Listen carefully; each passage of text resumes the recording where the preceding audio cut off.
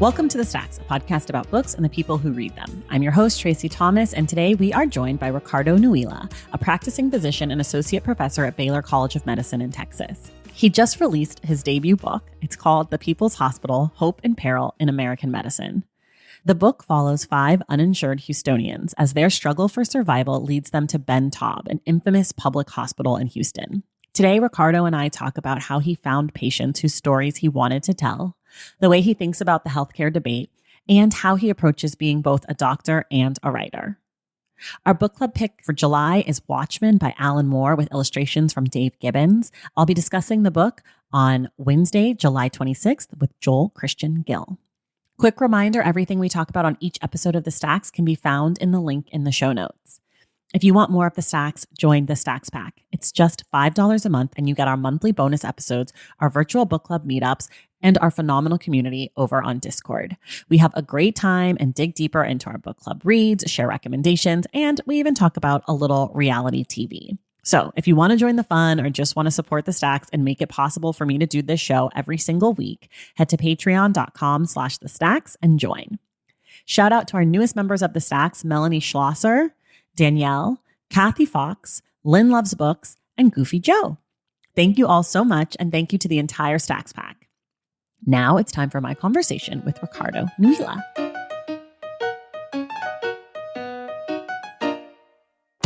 All right, everybody, I'm really excited today. I'm joined by Ricardo Nuila. He is the author of The People's Hospital: Hope and Peril in American Medicine. Ricardo, welcome to The Stacks.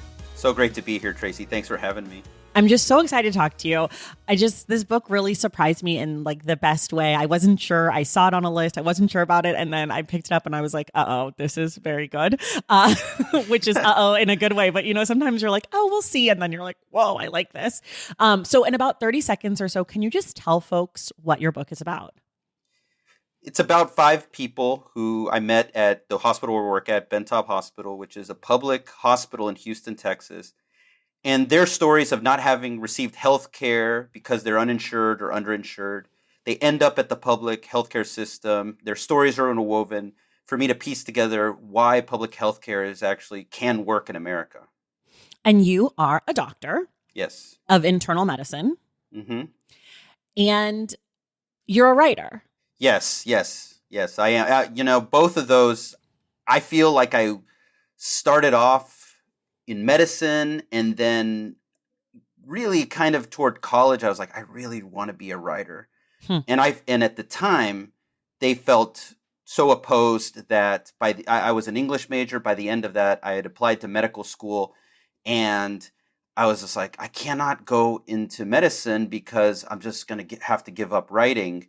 I went to one of my writing professors, and I told him, I got into medical school, but I think I'm going to leave that admission. And he said, you'd be crazy to leave medicine. Wow. He gave me some advice that I've had to turn over many, many years. But he said, you can work on technique in graduate school for writing, but where are you going to get your stories? You can get your stories in medicine. And that kind of set me off. And really, it's been the last 20-something years have been about like bringing those together as one. And I really do see them as one now. I see it like when I'm practicing on the wards, especially at a place like Ben Taub, to me, it feels like I'm working on my writing also. And when I'm working on writing, I feel like I'm working on the skills that help me when I'm on the wards. Okay, this is a real nitty-gritty question, and I think maybe I'm only asking this because people know this, and I just told you this. My husband, Mr. Stacks, he's a doctor. So my question is, if you were an English major, when did you take all the chemistry classes that you have to take to get to be a doctor? Those were all my electives, basically. I mean, it was basically so I started off, and biology was just not hitting it for me, just because it was so memorizing, and so. And I drifted toward English, and I said, I'm just going to be an English major and try to, and I had to sacrifice some things. I really wanted to study abroad, but I just couldn't with pre-med. Mm-hmm. So you find a way to do it, but it was like electives are your pre-meds basically. Okay, let's talk about the book. I'm sorry, I have so many questions for you. I'm gonna try to keep it on the book, but I'm obsessed with you basically. So let's start here. When you were putting this book together, who did you envision that your audience was? Who were you writing to?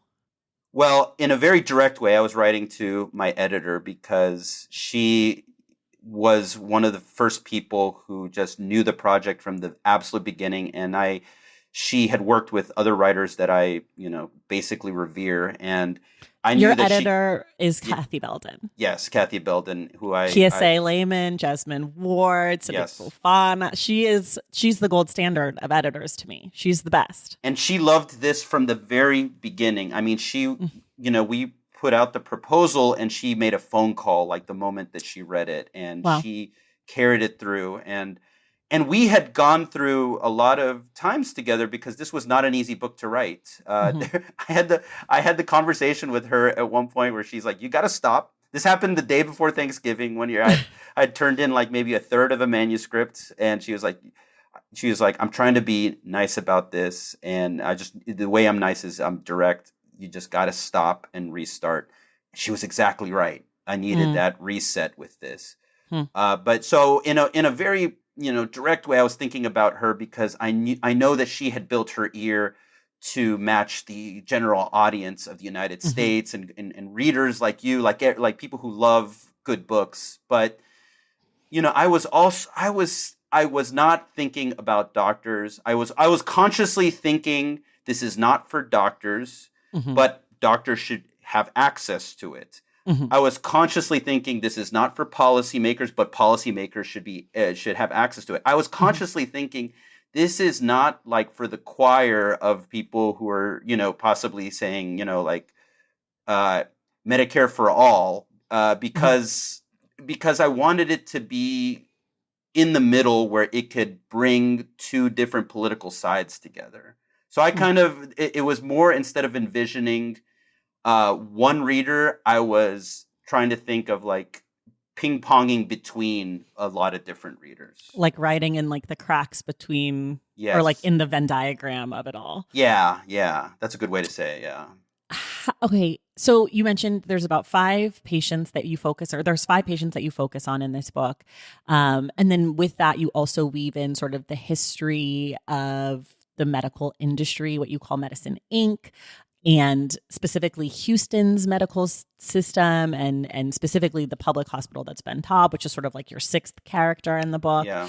And I'm wondering, how did you source your patients? What does that conversation look like? Once you connect with them, you're like, this is a story that I want to tell. What do you ask them? What do they say back to you? How Yeah. do you even know that the patient is the right patient to tell your story with you? Yeah, that's a great question. And it took me a while to figure it out, but this book wasn't, I didn't have a thesis going into writing this book where I was like, I need to look for patients who fit these ideas. It Hmm. was the initial concept was like, I want to artistically render these lives and these patients' struggles for healthcare and what the healthcare system does.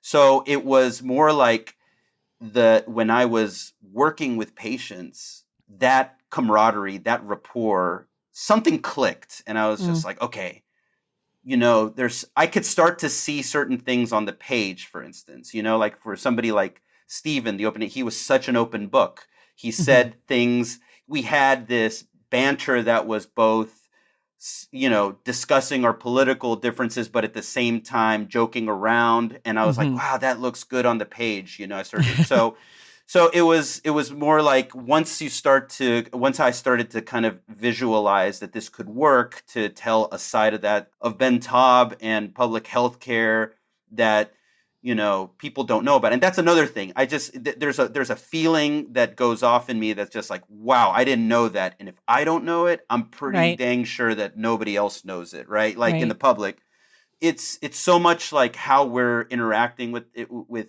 how I'm interacting with patients, like the trust. And then I tell them what's on my mind. I say, listen, your story really resonates with me for these reasons, and I can't help but think of how your story might be valuable, like to Hmm. the greater context of how we understand healthcare, and it could help out other people if. And I give them examples of how I've written like this before. I'll I print it see. out, and I also explain like my number one responsibility is as your doctor. This is Right. secondary. I need to get there's privacy laws. I need to get, we would, if for this to happen, we would have to get authorization where you understand that I'm giving some of your private health information out. But if you authorize that and you trust me, that process is happen. It doesn't happen like off the bat. I don't like go into Right. I haven't like read a chart and like, hey, I don't know you, but you'd be great for a book. It's more like it's happened like on the third, fourth time that we've met, and like they've seen me work. We've already had multiple occasions, so trust is a huge part of it, Hmm. and that's how it goes.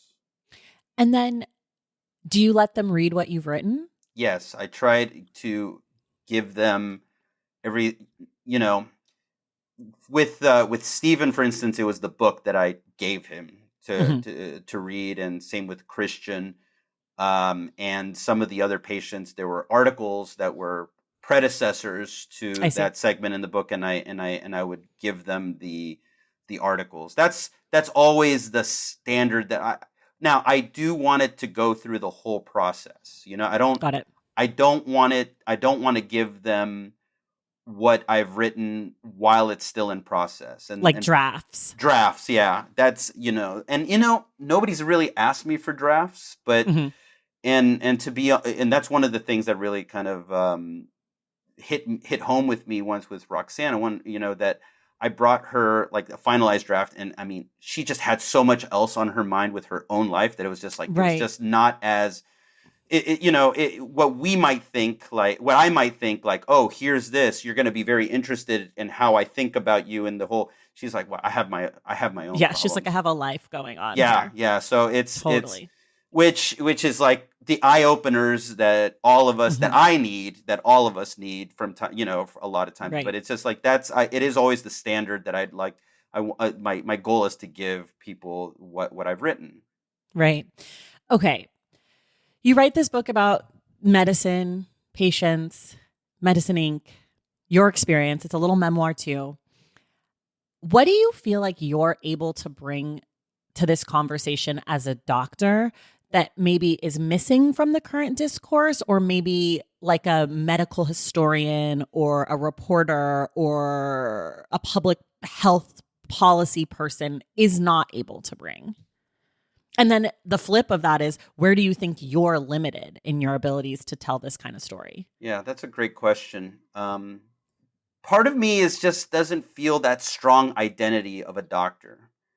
Huh. You said at the very beginning, it's like you're a writer, you're a doctor, and I can tell that there's some of my colleagues feel the identity of being a doctor so strongly that it's almost like I think that allows me to look at the history and the problem that doctors are a part of this whole problem. Unfortunately, and it's so complex because I think like I don't know, 80 to 90% of people go in for such great reasons and they're stuck Hmm. in a system where they Hmm. can't do anything about Hmm. it.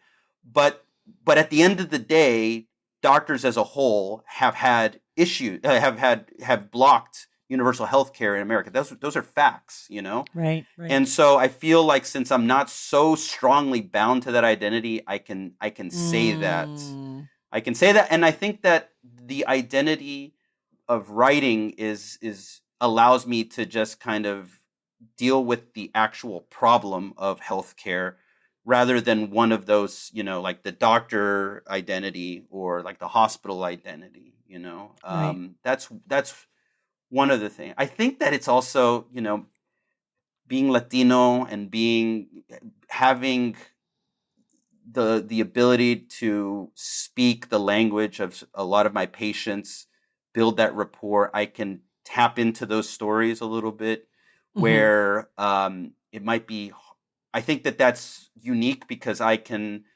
I think there's a lot of Central American doctors but and Mexican doctors, but what I mean to say is just that I care very deeply to hear people's stories, and it's like my initial impetus is to put it in writing in this Hmm. kind of like book. So I think that that's one of the unique things that I bring to the table. But that brings with it that sometimes I'm not as swayed by the scientific portions Interesting. of medicine. You know, like for Hmm. instance, I Hmm. think that sometimes I really have to step back and say like, wow, I mean, what's going on here is amazing. Like medicine is an amazing, you know, this is all very, very difficult to do, you know, Right. orchestrate like the blood tests and like the procedures. All of this involves exactitude and science and everything. And like we have to allow for some level of inefficiencies when all of these like real engineered systems are working all at once, you know, and sometimes I feel like because my side is so much geared toward that the philosophical, Hmm. side of humanities, side of medicine, maybe I can not pay as much heed as I need to like the scientific portions of it. Does that make sense? Totally makes sense. It's really interesting. Um, okay, so the first note I took when I read your book, it's very early. Let me find it. Page 4. Hmm. We're in the introduction here, I think, and we're talking about medical costs. And this question, I don't know if I just missed the answer in life or if it doesn't have an answer, but there's so much talk about how this will cost $7 billion or this costs $150,000 for a C-section or whatever. These Hmm. things that have medical procedures or medical healthcare related costs.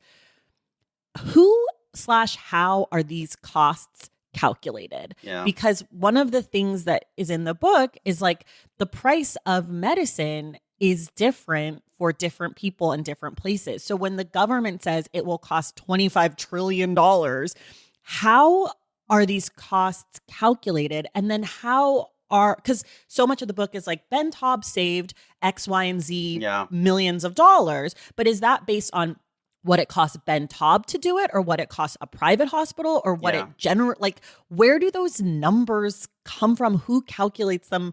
How do they work?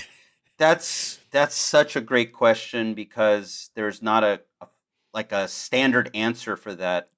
Okay. What I could tell you is that like for instance when it comes to the operations at a public hospital, you can track the exact money that went from property taxes to the county, and you can say that like this afforded like operations for this, and then you can take the number of patients and you can divide it and you can say yes, that's. But when you start to talk about the costs of healthcare that start to go into the private world, you're starting to talk about like also how like some people formulate that according to like what they want something to cost so that they can make profit, you know what I mean? And so Right, right, right. and that's variable based on what they can make off of depending on the insurance companies, the insurance plans. It's so complicated that I think that certainly like some health economists that I talk to would have much better answers to that Mhm. than me, but it doesn't pass the sniff test for me where it's like you So could just there's not an actual number of like uh a TAVR procedure costs $75,000. it's no because the surgeon's costs could be different depending, and the hospital costs. I mean, maybe a hospital could derive a cost, and I think with transparency laws, like hopefully down the line, they haven't kicked in so strongly where we can trust it that much. But like they can say, TAVR will cost like what, I don't know, like $18,000 or something like that, because if you take all, but remember that it also boils down to like human beings are also specific, and it's really Mhm. hard to come down to like an average cost of TAVR for like a patient, like for even 10 patients, because within that realm, some of those patients will need extra units of blood. Some of those people will need Got like it. consultations. Some of those will have some, you might even have a hospitalist like me who says, I want to keep that person in the hospital extra amount of time to make sure, there's so many Right. different variables. Now, of course, at the end of the day, they can probably take that and do an average, but that's still within the realm of like the variability of like how much the what's dynamic also is like the contracts that hospitals have with insurance company. All these things are just dynamic, and so it's Right. so hard to pinpoint. Okay. So there's not I didn't miss the answer in You didn't life. miss the answer. You There's didn't miss the okay. answer. I feel a little better about myself. Okay. I want to talk about Ben Taub because I learned so much about like public, private hospitals and sort of how that works. And obviously, people, you need to go read the book. But Ricardo, would you mind just sort of like giving us a general understanding of like what Ben Taub Hospital is and how it is different from what people might know or understand of other hospitals? Yeah. So I grew up in Houston, and I grew up, upper middle class. And when I heard the words Ben Taub over the radio, it was like somebody's in a car crash or there was a shooting. The victims were taken to Ben Taub Hospital. And I didn't even know that it was the teaching hospital for one of the major medical schools in the city.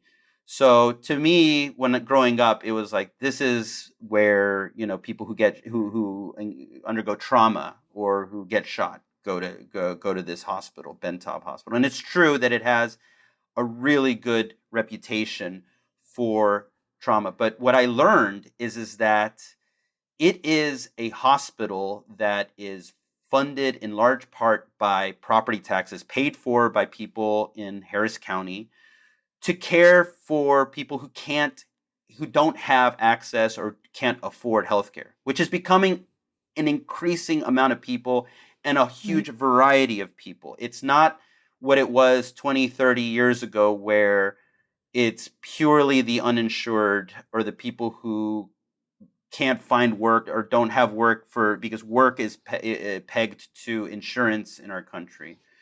And so what Ben Taub is like it's also an academic healthcare system, which means that the medical schools staff it, and in teaching medicine, they are following scientific guidelines. They're trying to make it so that it's as close to science as possible. I know, and not everything can be done according to science, but Right. that's the goal. So what you find at Ben Taub Hospital is that you have like less of the fat that we see in the private healthcare. It's like Hmm. if you've ever been to a hospital, you've most likely been to a private hospital, and you might wonder, do I really need that test? Do I really need XYZ? Do I Hmm. really need that study?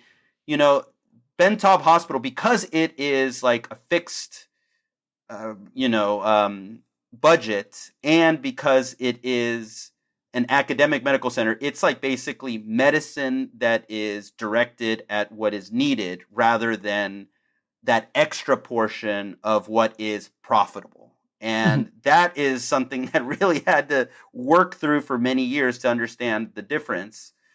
And so I think that what I found was what's interesting is a lot of people who go use the public system in Houston, they like it. They Hmm. like it because the system, since it's not geared toward profit, it just puts a focus on medicine. I feel Hmm. like I can focus on medicine, and it's also cuts away that extra sort of that extra layer of profitability that I think a lot of Americans maybe feel in healthcare.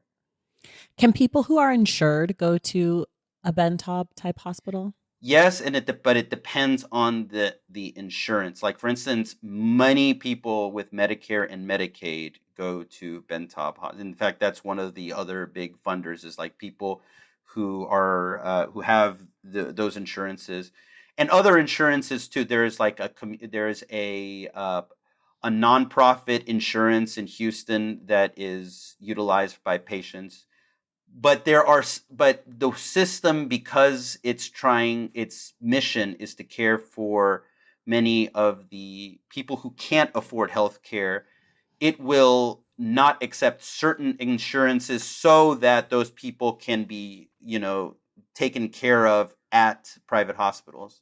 Now the Right. difficulty with that is that the private hospitals are not accepting some of those insurances. So there's this like huge dynamic. It's I always see. it's so much in flux, and Hmm. unfortunately all patients have to withstand that. And that's what the real story of American medicine is that it's not patient centered, and Right. it's and Right. and and that's the problem. Okay, we're going to take a quick break. I have some of my big tough questions for you on the other side. Get ready. Awesome. Valentine's Day is upon us, and I've got love on the brain. Love for books, duh, of course. Hello. Did you forget what podcast you're listening to? I love bringing you all great reads, exclusive author interviews, and behind the scenes book gossip. But I can only do that with your support over on Patreon and Substack. Our Stacks Patreon community, also known as the Stacks Pack, is where you can go for book club meetups, a private, very active Discord, and a year-long mega reading challenge to help you achieve all your reading goals.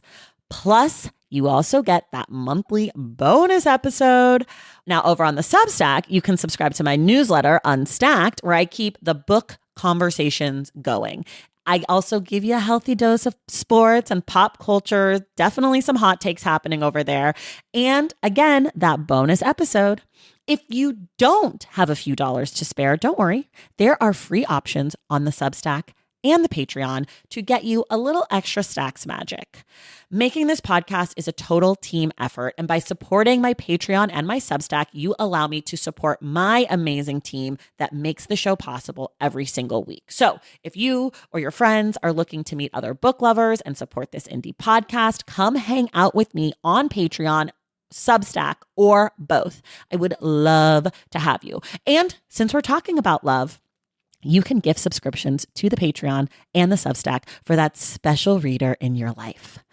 For the Stacks Pack, head to patreon.com/thestacks. And for the newsletter, head to tracythomas.substack.com. And also, there are links to both in the show notes. Okay, see you in the Stacks. All right, everybody, we're back. So here's my first big tough question for you. What are there any solutions that could be implemented now that have outsized impact that hospitals, doctors, hospital administrator people could implement that would not need to be like a United States government thing, like or even local politicians? Like, what are things that could be implemented now that could help patients and people get access to healthcare that's not like waiting on Joe Biden or whoever to say universal healthcare for all? I think that, first of all, knowledge of how things are working right now. For instance, nonprofit hospitals have this moniker. They're nonprofit. And so a lot of people think that, that they are not really trying to bring money into their system. However, it's many of them operate like for profit. So one thing that we could do is really make sure that they are providing the amount of charity care that the United States government is asking them to provide for their tax benefit. So that would mean like auditing and things like that. That's kind of a higher level thing. I think if you're talking about on an individual level, I think we all have to get to the point of asking ourselves, like, when are we over consuming healthcare, and when are we consuming it correctly? If are you going to your primary care doctor? When you have a problem, when you have a medical problem, you ask yourself, does this really need to be an emergency, or is this something that I'm just like pressed for time with? Because if we are not going through the system of primary care for referrals and everything like that, that does add costs, marginal costs at the emergency room level. If we're going straight to specialists, I think that can lead to an inefficiency. And so we are seeing a lot of that in healthcare, that is just this excess. The excess that the people who have access to healthcare that they consume affects the way that the people who do not have healthcare access it. So I think that some of it does entail that we need to look at ourselves in the mirror and see, like, how is it? Now, that's a very privileged thing to say as a doctor and somebody who doesn't require care. And I know that that's really tough, but I also think that there is, something in there for us to really kind of conceive of that, but right. But I think that we also need to really start to think about how we mix public and private. At the local level, for instance, in Houston, there's a bond. Next year, in November, on the ballot is going to be whether or not to amplify the public healthcare system and make it bigger. So make hospitals like Bentop bigger. And I think that, as voters, we usually approach these bonds and we don't know what's going on, and we sort of but so we need to really kind of understand what's going on and think about that the future should be a mixture between public and private and how to bring those together. Okay, let me ask you about private hospitals then. So one of the things you talk about in the book is that public hospitals sort of lift the burden off of private hospitals, because if the public hospitals didn't, my understanding is if the public hospitals didn't exist, the private hospitals would have to take on some of these people due to legalities. A pregnant woman has to get care wherever she goes in or whatever. Yes. So if she doesn't have access to a public hospital, that is a burden, air quotes, on the private hospital. The other thing you talk about is how people who need transplant surgeries or really expensive surgeries or prosthesis in this case, in one of the cases in your book, they don't have access to that because it's limited for people who can pay for it, essentially. So my question is, why do public hospitals lift the burden off of private hospitals and private hospitals don't reciprocate in some way by donating? Is it just like a capitalism thing where It's just fuck you, we're just here to make money, we don't care? Unfortunately, it kind of boils down to that. And I don't think that I've talked to some people who are, on that side of it. And it's not like they are twisting the ends of their mustaches and counting the cents that are going in, but they're just in that, in the mode of imagine you're in a large hospital system that's private, and you see the people around you have new jobs, and their jobs are really focused on making sure that the patients are eating the right things and everything. But it's that's still based on growth within that system, that private healthcare system. So it's you're adding, and it's not the same as one larger system where we can kind of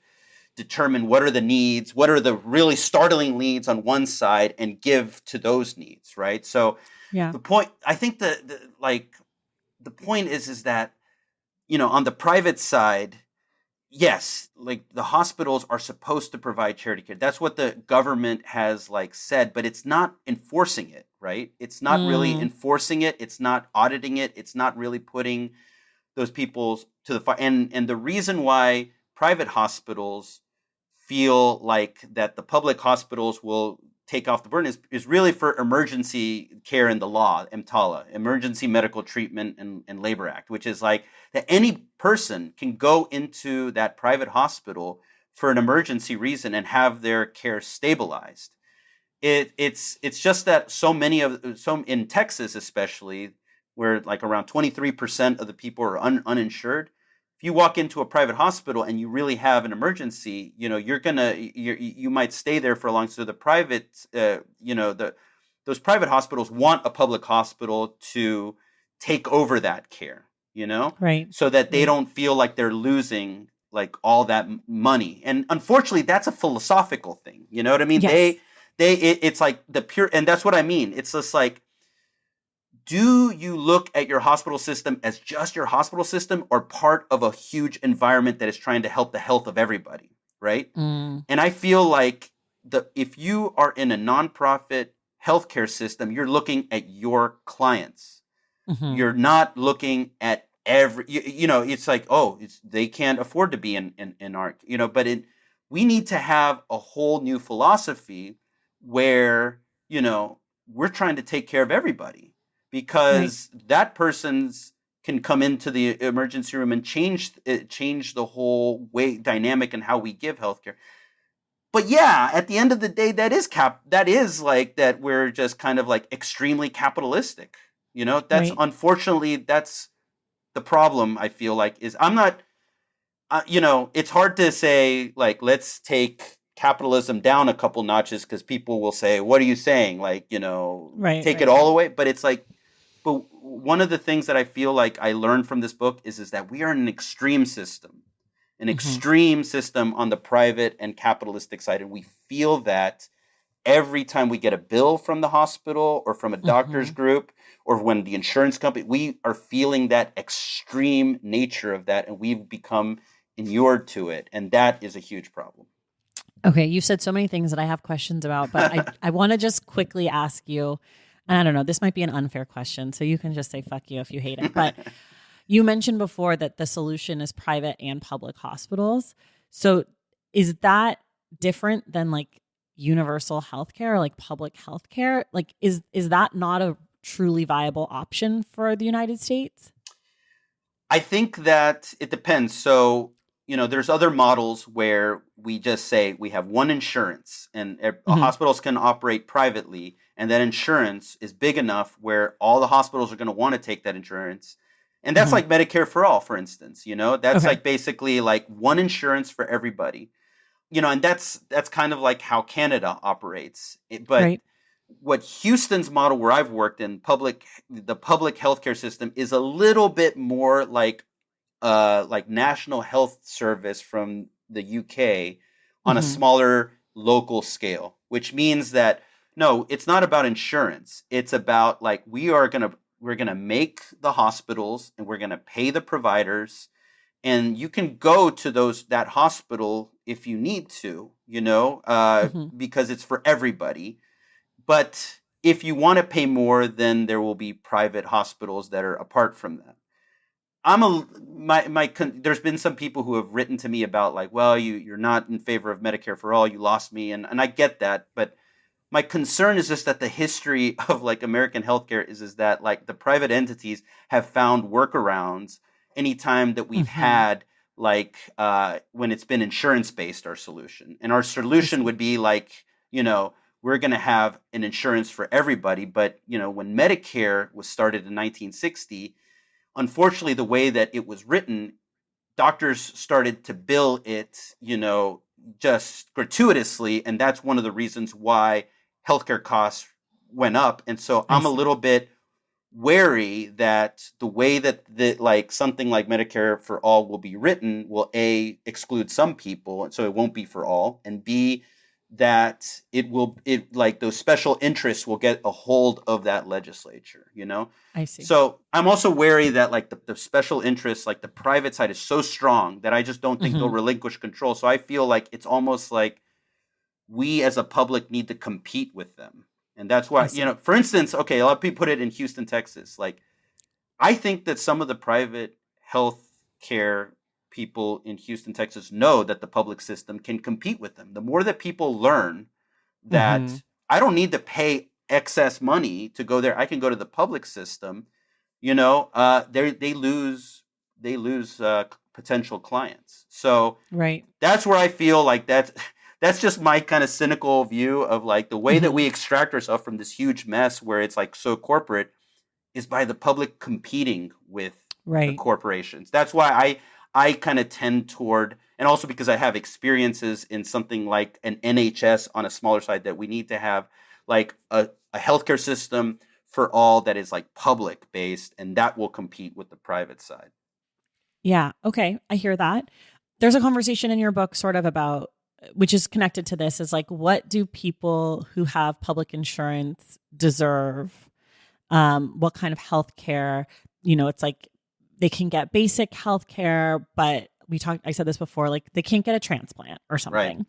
And Well, it depends on what. Yeah, Medicaid and it's Medicare, tricky. they it's Yeah. it's it's really hard. It's extremely hard. But Medicaid and Medicare do pay for a lot. Medicare pays for a ton of kidney transplants, and Medicaid will pay for like liver transplants in Texas. So it's just, but the rules on who gets Medicaid are so state driven. It's so difficult to say like, well, who qualifies for Medicaid. So it's really hard to Right. parse through that.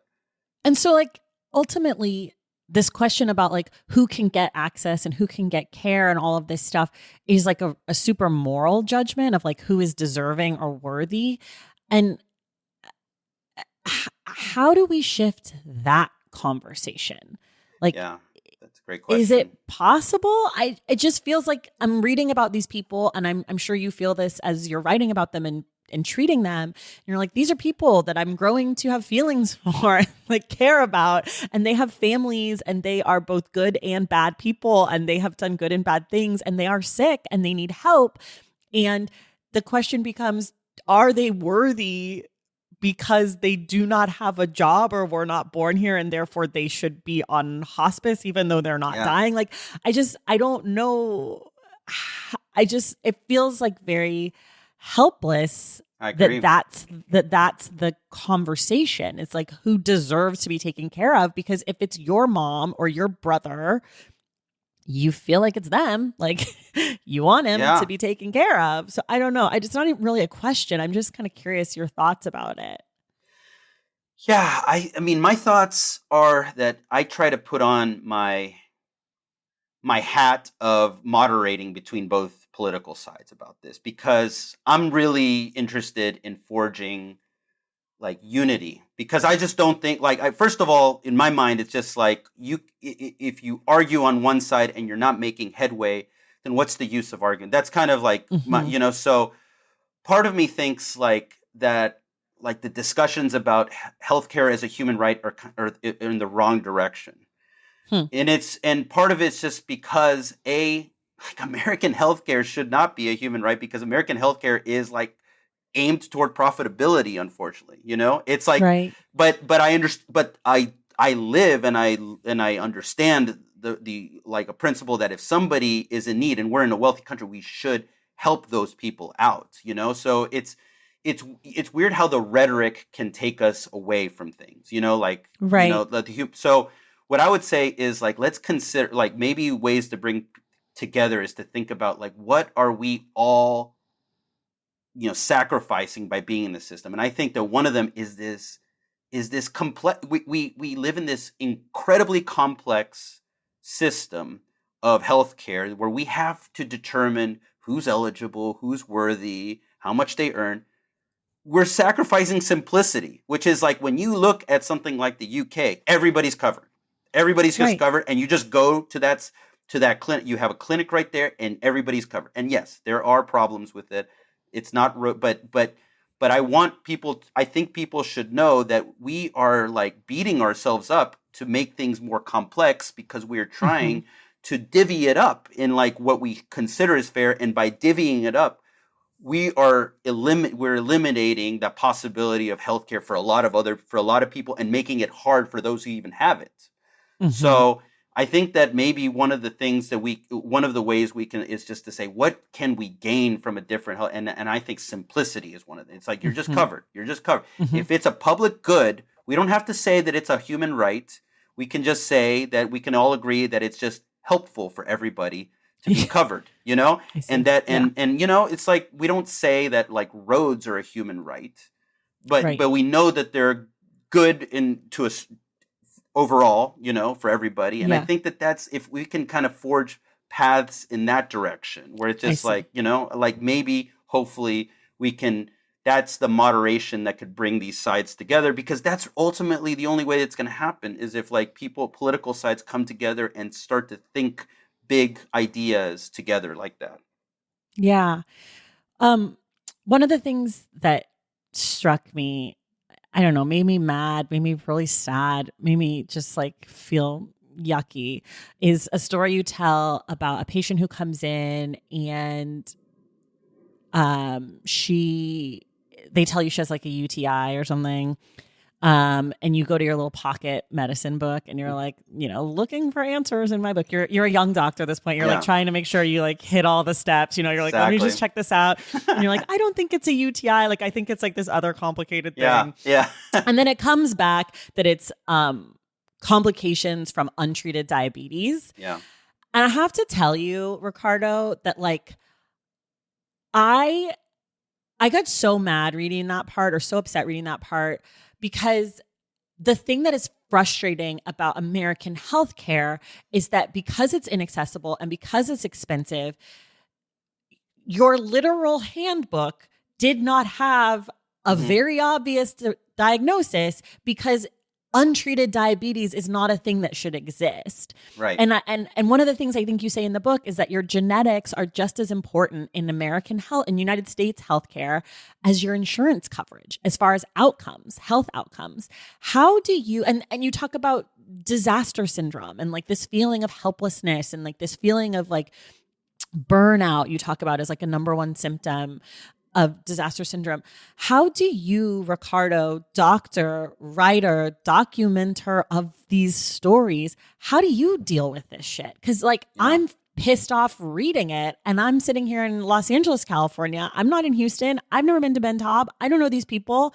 But like the idea that untreated diabetes was a thing that a new doctor like couldn't even fathom, and that a Yeah. book couldn't even contain, like it's just like enraging. I mean, my best answer to that is that I just focus on that person right there. Right. Like I'm just thinking about this last week being in, and I mean, like awful diagnoses. I mean, I'm talking awful things happen to people. Metastatic cancer for people who are less than 36 years old, like it's just, Ugh. it's things but all I can control is like that interaction with that person, that they feel like that I'm trying, that they feel that I care, that I've listened, and that but more than that, also that I guide them for what I know to go through the best type of care that they can get. Mm-hmm. Mm-hmm. So the way that I get through that is that if I can leave that room thinking, okay, that was a net positive in so far that, that person, that person knows now, at least it was a tough conversation, but he knows that this cancer is incurable.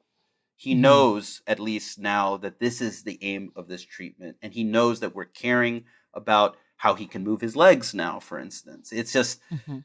it's I that's the way that I protect myself, is just knowing that like Mm-hmm.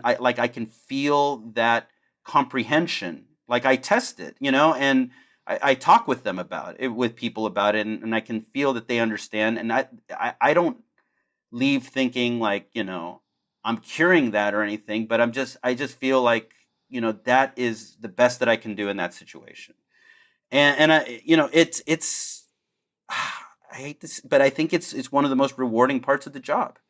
Mm-hmm. And it's one of the parts of the job that, even though people are staring into the abyss in their lives of like this illness and sickness, when they feel something, like they understand something, and they understand that people around them care and are trying to help, that, I mean, I don't know, that I get a lot of satisfaction from that. And that's Hmm. one of the reasons I work where I work, is because Right. it's, and there's a lot of people who tell me that they just don't get that level of satisfaction in the private world as much. Hmm. Maybe because of the like, it's just really tough. There's so many different factors, but I care so much about that personal interaction and that communication, that's what helps me get through. Okay. I have one more thing about the contents of the book, and then I want to talk a little bit about the process. This isn't a question. This is just a statement. In one of the sections, you talk about maternal health rates, specifically Black women. And there's this revelation in the book where I can't remember who did the research, but that the percentage of like Black population is directly tied to the maternal health rates in that place. And like you could just look at Yeah. those numbers to be able to see what the maternal health rates were. And that was revelatory for me in the same way that when I found out that Black people in Africa don't have high blood pressure, Yeah. like it was like one of those things where I was like, holy shit, it's just the racism. Like, Yeah. like Yeah, that's yeah, it. yeah, yeah, yeah, yeah, yeah. It's social. Ugh. It's like it's when you talked about social determinants of health. It's like we don't really recognize how deep these social questions go into health. And Yeah. I think it's going to take us even longer. I think when we look back on this time period, 50, 100 years from now, we're gonna kind of scoff at just how little credence we gave to this idea that like our society forms our ideas of health and our health. Yeah. Yeah. I think blood pressure is a really interesting one that you mentioned. Diabetes. I mean, yes, if you're living in a food desert, if like how you eat, who you eat with, like your even philosophy about food impacts whether you're going to get diabetes or not. All of that Right. is more so, not in every case, because like there's genetic factors, but like in so many cases, and especially for something like type 2 diabetes, which is what's really increasing like Hmm. startlingly. I mean, it's our society has all of the seeds for all these illnesses, and yes, racism is a huge part of it. So is whether or not somebody can speak the language, all of that. So it's one of the things that I've learned being working where I work is just that there's no, like, if we start to think that there's like a pill remedy for these things, I think we need to really sort of visualize like how we can make life more equitable for people so that their Right. healths can be, but the problem is, like you said, it kind of does go back to that we're an extreme form of capitalism. Yeah. It's just and so how do you counteract that? I don't know what the answer to that is, but I think that the first part is like recognizing that. Yeah. I mean, I one of the examples that I think about from my life is I have identical twins. I had mono-di twins. Mm, So I had a high risk pregnancy, which meant that I went to my OBGYN every 2 weeks for basically my entire pregnancy. wow. And I work for myself and I work from my home. And so I could schedule my life around those Yeah, appointments. And that's what I did because it was the best that I could do for my kids. But there are people who the best that they can do for their kids is going to work and making money, and they're exactly. on a schedule and they can't make it to those appointments. And like Exactly. just things like that, where it's like there's so much judgment of like, oh, that person's a bad mother because she didn't go to her, and it goes in her chart, like didn't come to the appointment or whatever. Right. And it's like, yeah, but she had to take 3 buses and like, how is she going to get there when she works, whatever. So it's like those kind of things that I think people forget about too. And there's all this judgment about who deserves healthcare because then it becomes, oh, this woman's a bad mom because she didn't go to her Right. appointment. Or it's like, okay, well, if she doesn't have a house to live in because she can't pay the rent, like what kind of mom is she going to be then? Like how is that making her life better? Or what if she has other children and they Right. have school pick? Like it's just like so fucked up that so much moral judgment is put on people when the system is just so inequitable. And it's just not there. It's like, imagine if there was a clinic that the person could trust, and that like she didn't have to it- Take you three know buses. yeah, take 3 buses. She could just go there, and maybe the doctors could make medical decisions about like how often she follows up and say, actually you're more high risk. And that's one of the reasons why I depicted my colleague, Dr. Carrie Epps, is because she's making those kind of decisions in a public healthcare system. Like they can, Hmm. I think one of the things that is interesting about the history of American healthcare is that I feel like, at some point doctors sacrificed like control over like healthcare for like money. Like that was kind of Hmm. like what happened. And in the UK, when they were forming the NHS, that was like one of like the bargaining chips. Like, we're gonna take more control. Government's gonna like provide it, but the doctors are gonna have a real say in the medical things. And I just feel like, we could make things more equitable for people. Like, healthcare can be an avenue to make things more equitable for people if we Hmm. provide access. If we just say, let's just have a public system, you can access it. If you're poor, here it is. Like, you can still get as good care, and like that could be one of the first kernels by which people can find themselves toward an equitable life. Right. Okay, we have to talk about your writing a little bit. I always ask people this. How do you write? How often? Where are you? Music or no? Snacks and beverages, rituals, all of that. Yeah. So this changed throughout the book, and honestly, all those questions are making me say, like, man, I can't wait to get back to get to a next project, because I'm kind of like trying to think of like what I'm going to work on next right now, and I'm just like, I miss like that, like, you do have routines and everything. But I have an office now in my home.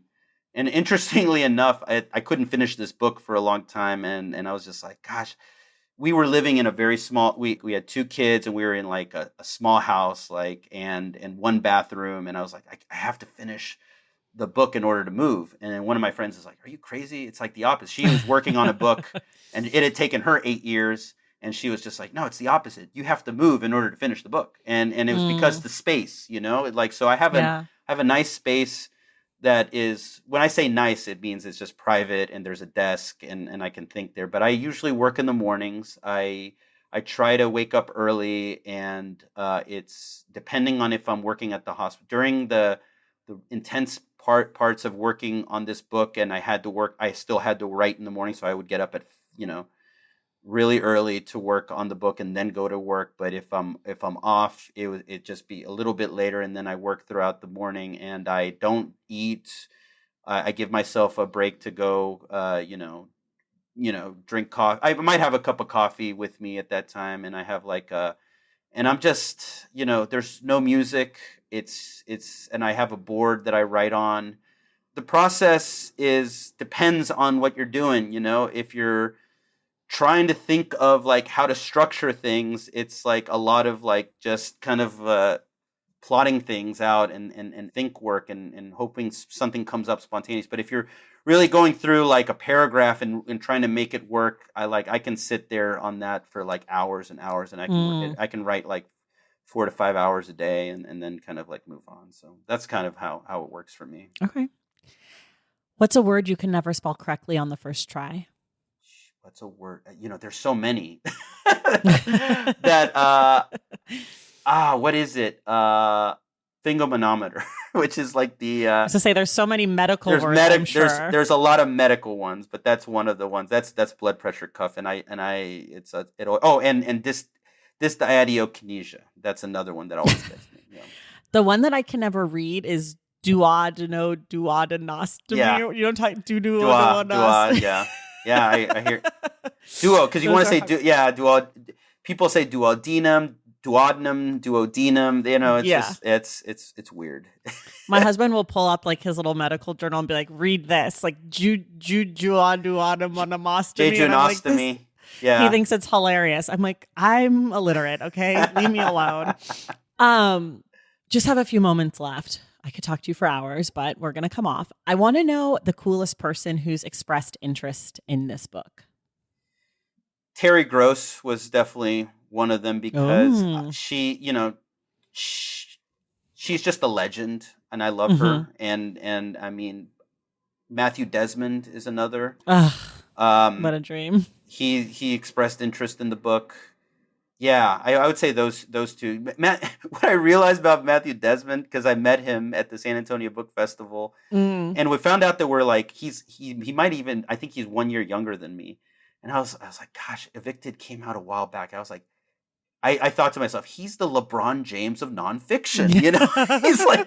He's like been there forever, and he's like a master, and he's doing these incredible. Like I saw him present on Poverty by America, and I was just like, this guy's he's like, this is his second championship that he's winning, Yeah. So it's like, it's cool to have somebody who's a LeBron James kind of like think about your book a bit, so.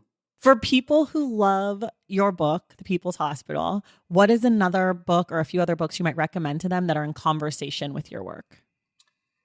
In conversation with my work, I would say that the Hospital, which I refer to, by Jan de Hartwig, it's hard to find a copy.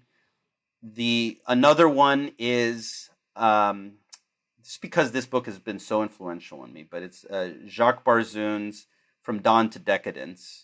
It's about Western cultural life over the last 500 years, and it's only because it's just like his sort of view of history helped me think about how to get that historical portion, which was really hard because you don't want it to be dry for your readers, Right. You don't want to lose your readers when you're thinking about like policy and everything like that. Right. So he's like a hero in how to like put it all together, and he gave me a model for that. I mean, I don't. It's hard for me to even imagine writing this book having not read the Elena Ferrante books. It's I love, like, those are just so wonderfully done, and I also think that a lot of Tolstoy really, and some of the Russian authors, Chekhov especially, like their short stories, Tolstoy's Anna Karenina, again, just like the depiction of people was really like, that was a model for me. I know that I was like looking at patients and this was going to be healthcare, but at the same time I was like, but these are people that you have to like look at the way that Tolstoy depicts his people, so those are I think a lot of my influences are come more from fiction than nonfiction. So I love that. Okay, last question. If you could have one person, dead or alive, read this book, who would you want it to be? I'd say Barack Obama. And I think because I would be so interested to have a conversation with him, because I feel like he was at the end of the day, I feel like the Affordable Care Act was just like this litmus test. Can we do it with private health insurance?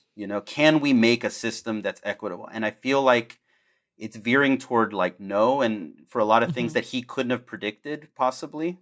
But I'm interested. I feel like he must have given so much effort and thought to healthcare, and I would just be so interested to hear like what his thoughts were about this. So I don't know.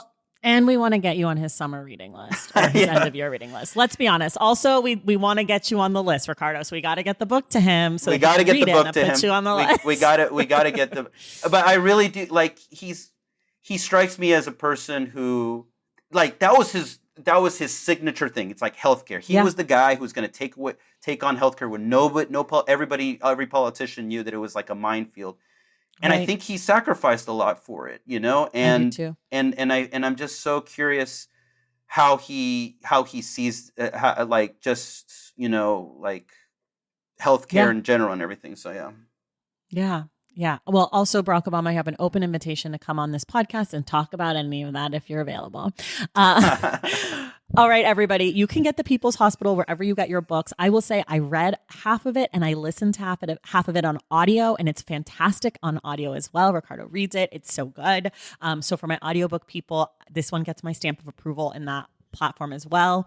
Ricardo, thank you so much for being here. Tracy, thanks so much for supporting this book, for reading it, for caring about it, really. And this has been a great interview. Like, your questions are awesome. Thank you very much. Thank you. Christian, don't cut that part. Leave that in. Everybody else, we will see you in the stacks.